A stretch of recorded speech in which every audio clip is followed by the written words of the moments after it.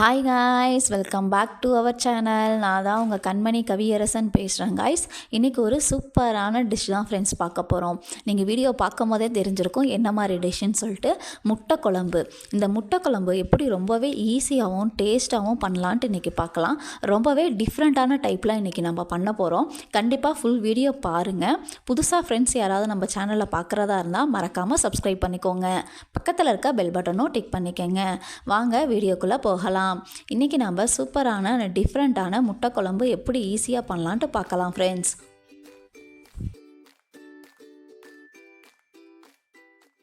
நான் ஒரு கடாயில் தேவையான அளவுக்கு எண்ணெய் எடுத்துக்கிறேன் ஃப்ரெண்ட்ஸ்.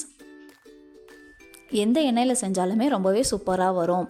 இது கூடவே 2 பெரிய வெங்காயம் எடுத்து சின்ன வாக்கில் கட் பண்ணி ஆட் பண்ணிக்கலாம்.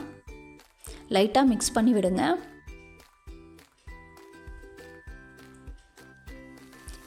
இது கூடவே 7 முந்திரி பருக்களை ஆட் பண்ணிக்கலாம். முந்திரி பருப்பை கொட்டிட்டு லைட்டாக மிக்ஸ் பண்ணி விடுங்க ஃப்ரெண்ட்ஸ். இது கூடவே மிளகு சீரகம் 2 டேபிள் ஸ்பூன் அளவுக்கு நான் ஆட் பண்ணியிருக்கேன் ஃப்ரெண்ட்ஸ். மிளகு சீரகம் ஆட் பண்ணிவிட்டு இது கூடவே கடல் பாசி 2 ஏலக்காய், சோம்பு, பட்டை லவங்கம் 2 ஆட் பண்ணிக்கோங்க. எல்லாத்தையும் கொட்டிட்டு நல்லா மிக்ஸ் பண்ணி விடுங்க.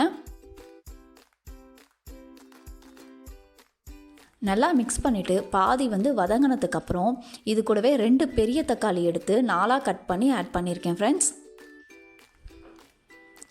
தக்காளியை கொட்டிட்டு நல்லா மிக்ஸ் பண்ணி விடுங்க. தக்காளி ஒரு 50% வதங்கட்டும். இது கூடவே கொத்தமல்லி ஒரு கைப்பிடி அளவுக்கு கொத்தமல்லி இலைகளை ஆட் பண்ணிக்கலாம். இது கூடவே 2 பச்சை மிளகாயை நான் 2ஆக உடச்சி ஆட் பண்ணியிருக்கேன் ஃப்ரெண்ட்ஸ். இது எல்லாமே நல்லா ஒரு 80 to 90% நல்லா வதங்கட்டும். நெக்ஸ்ட்டு ஒரு கடாயில் இன்னொரு கொஞ்சம் தேவையான அளவுக்கு எண்ணெய் விட்டுக்கலாம்.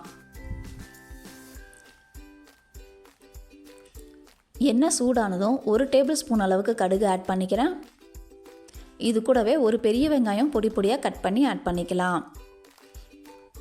வெங்காயம் பொன்னிறமாக வதக்குற வரைக்கும் வறுத்து எடுத்துக்கலாம் ஃப்ரெண்ட்ஸ். இது கூடவே 2 டேபிள் ஸ்பூன் அளவுக்கு நான் இஞ்சி பூண்டு விழுது ஆட் பண்ணியிருக்கேன். இந்த இஞ்சி பூண்டு விழுது கூட பார்த்திங்கன்னா இஞ்சி, பூண்டு, பட்டை லவங்கம், புதினா இதெல்லாம் சேர்த்து நான் ஆட் பண்ணியிருக்கேன் ஃப்ரெண்ட்ஸ். வெங்காயம் பொன்னிறமாக வதங்கினதுக்கப்புறம் இஞ்சி பூண்டு பேஸ்ட்டை ஆட் பண்ணுங்கள். இஞ்சி பூண்டு பேஸ்ட்டோட பச்சை வாசம் போகிற வரைக்கும் வதக்கி எடுத்துக்கலாம்.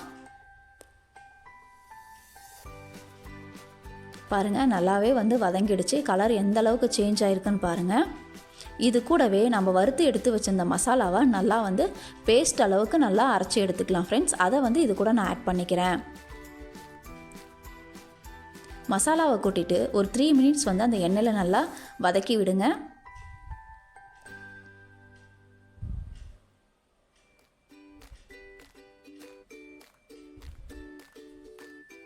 இது கூடவே 2 டேபிள் ஸ்பூன் அளவுக்கு மிளகாய்த்தூள்,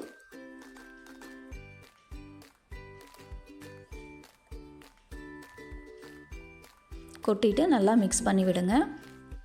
ஏன்னா நம்ம தண்ணி ஊற்றாதனால அடியில் அடி பிடிக்கிற மாதிரி இருக்கும். ஸோ அதனால் நல்லா மிக்ஸ் பண்ணி விட்டுக்கோங்க. 2 டேபிள் ஸ்பூன் மல்லித்தூள் ஆட் பண்ணிக்கலாம்.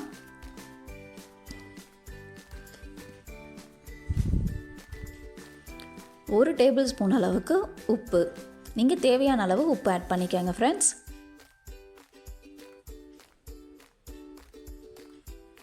நான் இந்த மல்லித்தூள் அரைச்சிருக்கோம் இல்லையா, அதிலே மஞ்சத்தூள் இருக்கும். ஸோ அதனால் நான் மஞ்சத்தூள் ஆட் பண்ணலை. இது கூடவே நம்ம மசாலா அரைச்சி எடுத்துருந்தோம் இல்லையா, அந்த மிக்ஸி ஜாரில் இருக்க தண்ணியை எடுத்து நம்ம வடித்து ஊற்றிக்கலாம். தண்ணியை ஊற்றிட்டு நல்லா மசாலாவை மிக்ஸ் பண்ணி விடுங்க. மிக்ஸ் ஆனதுமே கொஞ்சம் கெட்டியாக இருக்கும். உங்களுக்கு கெட்டியான பதம் வேணும்னா இந்த அளவுலே விட்டுருங்க. இல்லை கொஞ்சம் தண்ணியாக வேணும்னா நான் அரை சொம்பு அளவுக்கு தண்ணி ஆட் பண்ணியிருக்கேன் ஃப்ரெண்ட்ஸ். தண்ணியை ஊற்றிட்டு நல்லா கொதிக்கட்டும். ஒரு 5 மினிட்ஸ் நல்லா கொதித்ததுக்கப்புறம் பார்க்கலாம். அதுக்குள்ளே நான் 4 முட்டைகளை வேக வச்சு உப்பு போட்டு வேக வச்சுருக்கேன் ஃப்ரெண்ட்ஸ். வேக வச்சு தனியாக எடுத்து வச்சுருக்கேன். இதை லைனாக ஒரு கத்தியில் இந்த மாதிரி கோடு போட்டு எடுத்துக்கலாம்.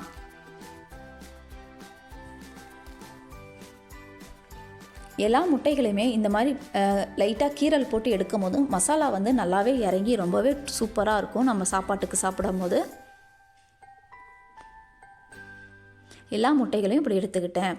அதுக்குள்ளே பாருங்கள் மசாலா நல்லா கொதிச்சிடுச்சு, எண்ணெய் நல்லாவே திரண்டு வந்திருந்தது. இப்போது இது கூட நம்ம 3 பச்சை முட்டையை வந்து நம்ம உடச்சி ஊற்றிக்க போகிறோம். இந்த மாதிரி ஒரு முட்டையை வந்து உடச்சி ஒரு சின்ன கிண்ணத்தில் வந்து ஊற்றிட்டு இந்த மாதிரி ஊற்றுங்க. அப்போ வந்து உங்களுக்கு உடையாமல் அழகாக வரும் ஃப்ரெண்ட்ஸ். நான் இன்றைக்கி வேக வச்ச முட்டை 4, உடைச்ச முட்டை வந்து 3 ஆட் பண்ணியிருக்கேன். ஒரு 2 மினிட்ஸ் வந்து அப்படியே இருக்கட்டும், திருப்பி போடாதீங்க. ஒரு 2 to 3 மினிட்ஸுக்கு அப்புறம் வந்து பார்த்திங்கன்னா மெதுவாக திருப்பி போடுங்க. பாருங்கள் அடியில் ஃபுல்லாக வெந்துருச்சு, மேலே லைட்டாக வைக்கணும், அதை லைட்டாக திருப்பி போட்டுடலாம். எல்லா முட்டைகளையுமே நான் இந்த மாதிரி திருப்பி எடுத்துக்கிறேன். இந்த மாதிரி நீங்கள் வேக வச்ச முட்டையும் சரி உடைச்ச முட்டையும் போட்டு செஞ்சு சாப்பிடும்போது பக்காவான டேஸ்ட்டாக இருக்கும் ஃப்ரெண்ட்ஸ். இப்போது முட்டைகளை திருப்பி போட்டு 1 நிமிஷத்துக்கு அப்புறம் நம்ம வேக வச்சு எடுத்து வச்சுருந்த முட்டைகளை ஆட் பண்ணிக்கலாம்.